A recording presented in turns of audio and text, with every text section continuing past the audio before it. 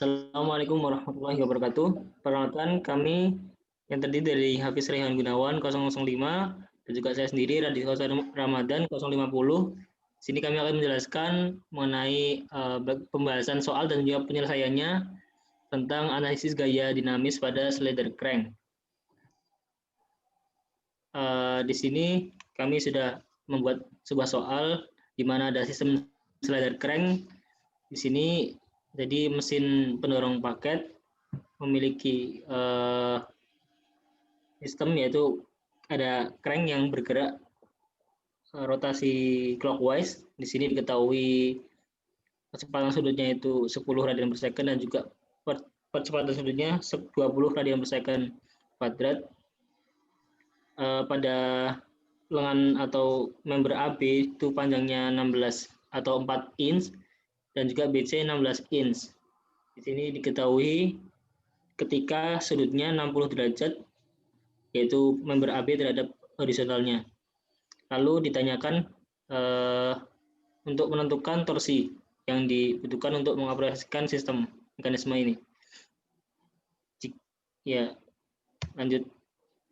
Nah, di sini kami ada beberapa tahap perhitungan, yaitu analisa kecepatan, yang kedua percepatan, dan juga analisa dinamis. Yang pertama, saya akan menjelaskan dulu mengenai analisa kecepatan. Jadi untuk menganalisis kecepatan ini kita perlu menggambarkan diagram mekanismenya. Di sini ada 4 link dan juga ada 3 join. Jadi ada ABC, join ABC dan juga link 1, 2, 3, 4. Di sini lengan seperti diketahui di soal ya. Jadi lengan AB di panjang yang 4 atau link 2 punya berat 1 pound yaitu W2, lalu link 3 mempunyai berat 4 pound dan juga C sendiri atau ya rigid body C itu punya berat 8 pound.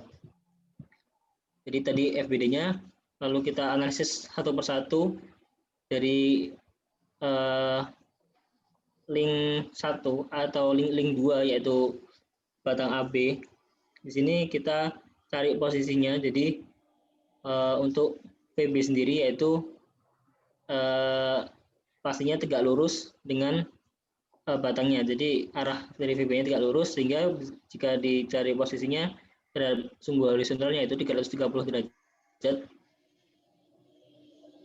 Di sini diperoleh dari, karena sini diketahui 60 derajat, maka sininya 60 dan juga sini 90, jadi 360 dikurangi 150. Lalu untuk yang batang BC atau link ketiga itu kita tentukan posisi dari VCB yaitu kecepatan relatif C terhadap B dan juga VC-nya. Untuk VCB ini diperoleh posisinya itu 75,5. Di sini diperoleh dari, kita ketahui dulu posisi dari posisi dari titik B ini terhadap atau batang CB terhadap horizontalnya itu 14,5 didapat dari kita ketahui tadi di soal bahwa jarak vertikal C ke B itu ada 4 inch, maka sin theta 4/16, jadi tetanya 14,5. Sehingga di sini didapat sudutnya 14,5 dan didapat theta CB-nya atau sudut CB-nya 75,5. Lalu untuk VC sendiri dia hanya arah kanan horizontal sehingga sudutnya 0 derajat. Sini ada, lalu untuk tabel perhitungannya di sini besarannya kita ada VB, VC dan VCB. Untuk nilai VB diperoleh dari kecepatan sudut yang diketahui dan juga dikalikan panjangnya. Ditemui 40. Lalu untuk sudutnya 30, untuk V cos tetanya 34,64, V cos theta, V sin theta. Di sini V sin theta yaitu untuk sumbu Y yaitu min 20 inch per second. Lalu VC di sini tadi karena searah dengan atau horizontal ke kanan dengan sudut 0, maka besar V cosnya VC dan V sin-nya yaitu 0. Lalu untuk VCB ini belum diketahui omega 3 dan RBC-nya, lalu sudutnya 75,5, V cos theta untuk sumbu X-nya 0,25 VCB, untuk V sin thetanya yaitu sumbu Y 0,97 VCB. Dari sini kita coba cari tadi yang belum diketahui adalah VC dan VCB. Kita bisa menentukan dengan menggunakan persamaan vektor, penjumlahan vektor VC sama dengan VB plus VCB. Maka untuk sumbu X kita memperoleh persamaan berikut. Nah, untuk VCB ini kita tentukan dulu dari sumbu Y. Oke, untuk VCB kita dapat 20,6, kita masukkan ke persamaan sumbu X ini, kita peroleh VC-nya 39,8. Selanjutnya yaitu ada analisis percepatan yang akan saya jelaskan. Ya, tadi ada FBD-nya tadi kan sudah diketahui. Kita mulai dari analisis AB, itu ada percepatan normal dan tangensial kan. Nah, tangensial ini kan 90 derajat dari membernya. Kemudian normalnya selalu mengarah pada titik putarnya. Kemudian kita juga perlu mencari sudutnya dari percepatan normal dan tangensial. Untuk yang tangensialnya kita peroleh sama kayak tadi 350 derajat. Kemudian untuk yang normalnya kita peroleh 240 derajat. Itu diperoleh dari 330 dikurangi 90 derajat. Kemudian yang dari BC ini ada percepatan tangensial dan normal juga. Yang tangensialnya diperoleh sudutnya tadi sama 75,5 derajat. Kemudian yang normalnya kita memperoleh dengan menambah sudut ini tadi 75,5 ditambah sudut ini kan 90 derajat, 95 ditambah 180 derajat menghasilkan 345,5. Kemudian untuk yang AC karena dia mengarah ke kanan maka sudutnya juga 0. Selanjutnya yaitu ada tabel perhitungan percepatan. Nah, tadi kita memperoleh ada AC, AB, dan ACB dengan normal dan tangensial. Untuk yang AC, karena dia slider, maka dia arahnya cuma tidak perlu menganalisis normal dan tangensial, karena arahnya selalu horizontal. Sudutnya 0 derajat, kemudian diproyeksikan ke cos, menghasilkan AC. Untuk yang sin, ini sin ya, ini sin 0.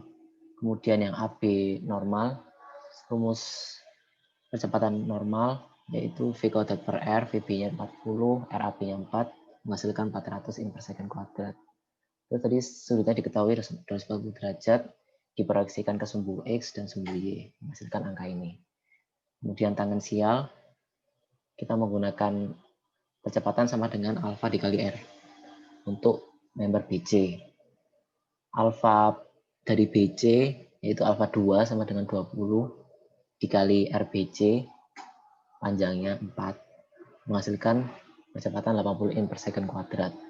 Kemudian ada sudutnya 330 derajat diproyeksikan lagi menghasilkan angka 69,3 pada sumbu X dan min 40 pada sumbu Y. Kemudian percepatan ACB normal rumusnya V kuadrat per R VCB 20,6 kuadrat dibagi 16 menghasilkan percepatan 26,5 in per second kuadrat. Kemudian sudutnya 345 derajat diproyeksikan sumbu X, sumbu Y menghasilkan angka ini. Yang tangensial juga sama caranya dengan yang B, tapi kita menggunakan alfa 3 dikali RAB. Karena belum diketahui kita tulis saja.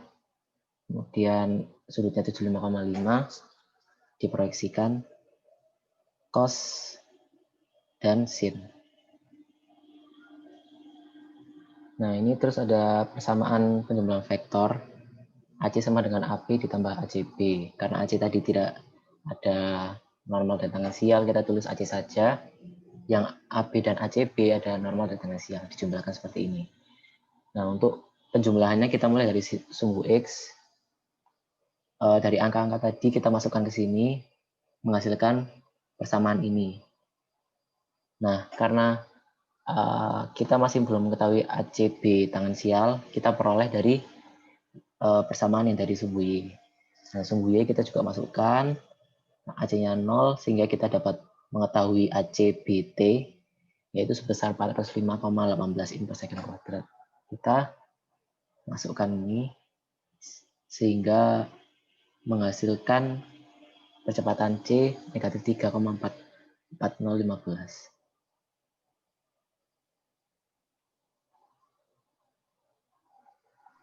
Selanjutnya untuk analisis dinamis.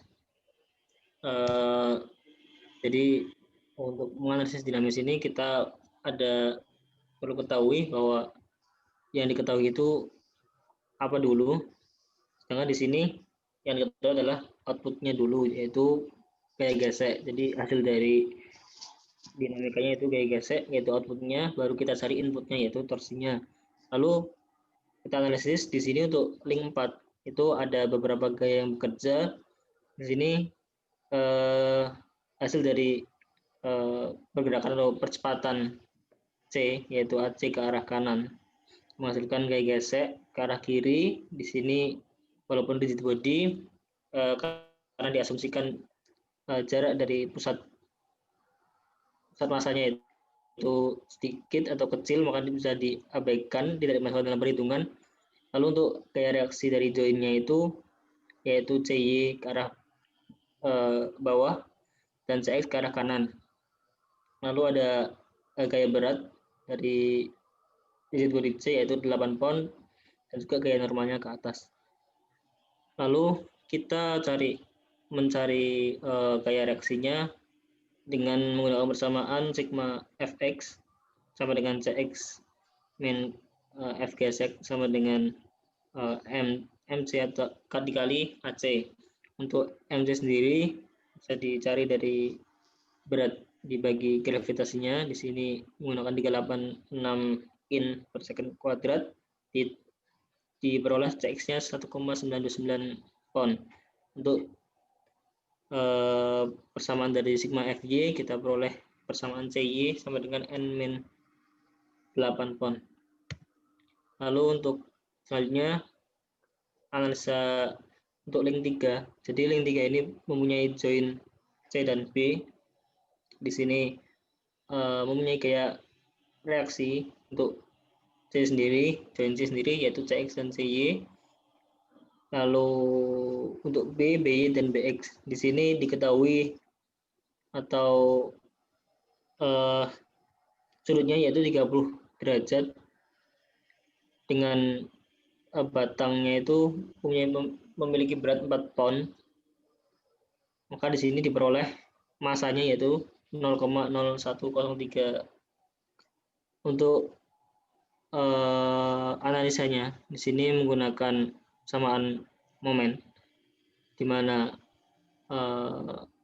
untuk CY dicari, lalu CX-nya tadi CX-nya sudah diketahui kali sin 30 derajat ke 16. Lalu untuk inersianya sendiri yaitu 1/12 kali masanya, lalu kali panjang batang kuadrat kali ditambah M dikali 8 kuadrat. Di sini diperoleh CY-nya yaitu 4,723 pound. Nah, selanjutnya yaitu kita akan melakukan perhitungan segitiga IC. Nah, dari segitiga IC ini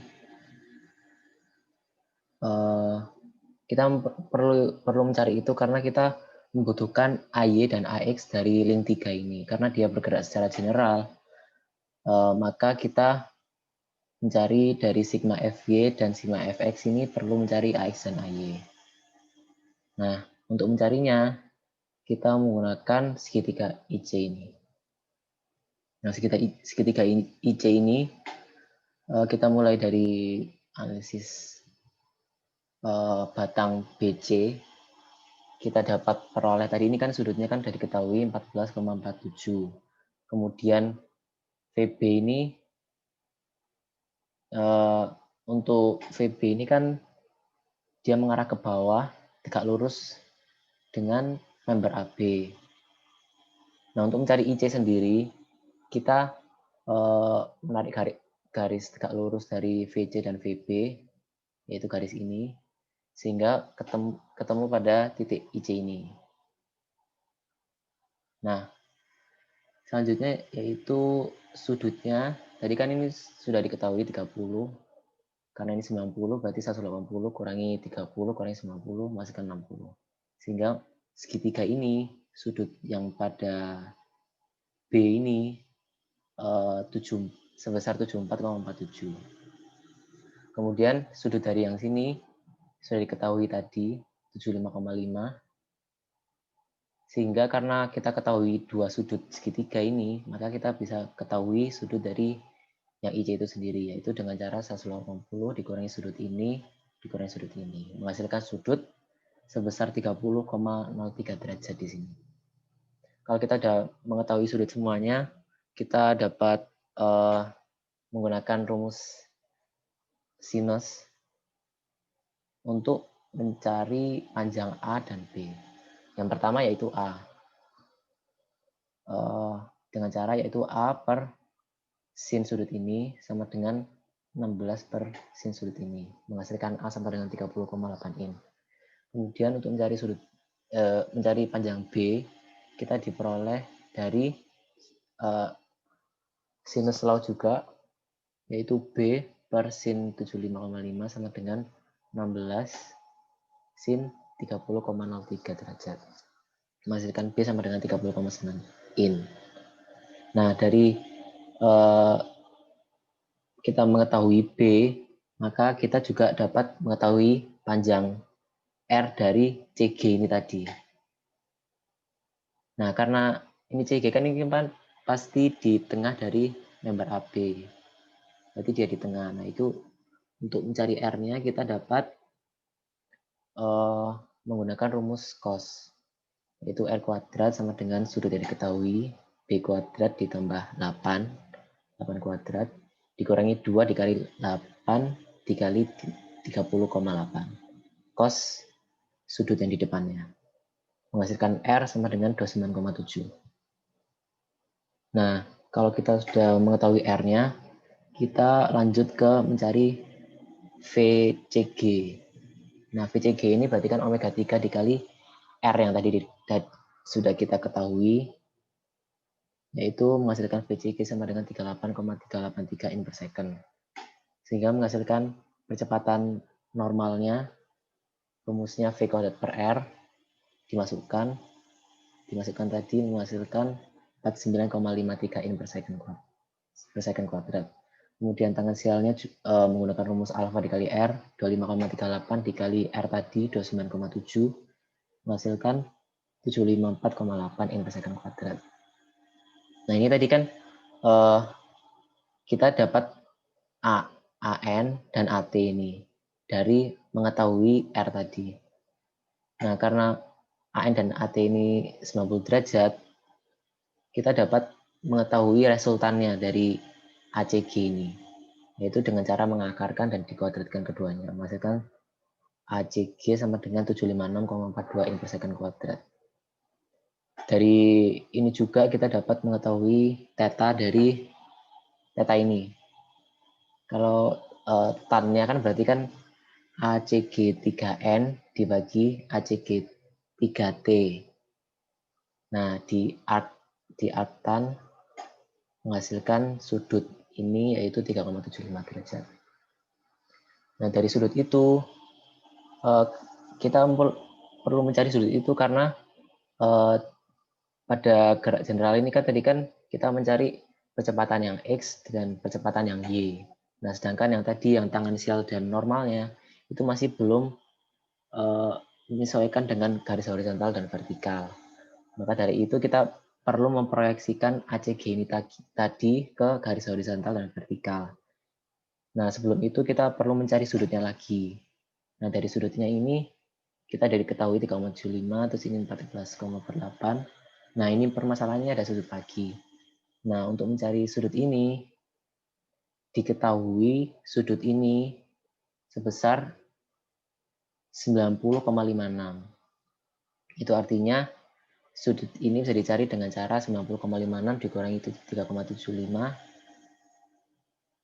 dan dikurangi 86,25 sehingga menghasilkan sudut ini.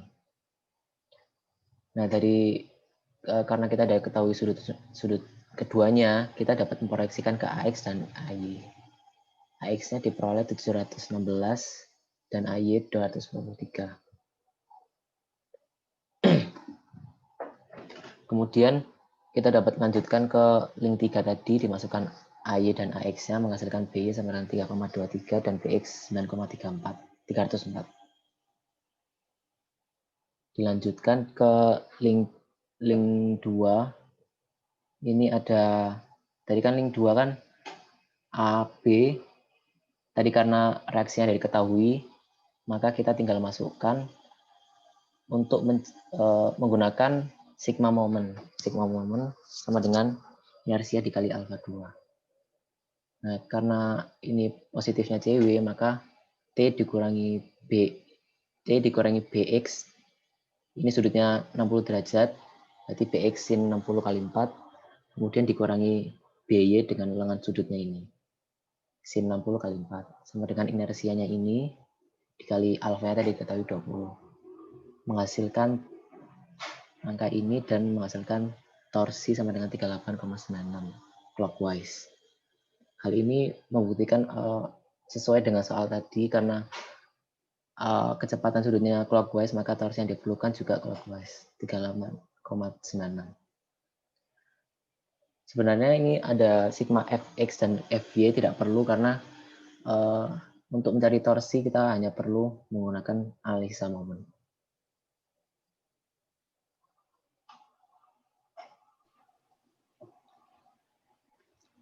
Sekian dari kelompok kami untuk penjelasan dari soal dan pembahasan mengenai slider crank.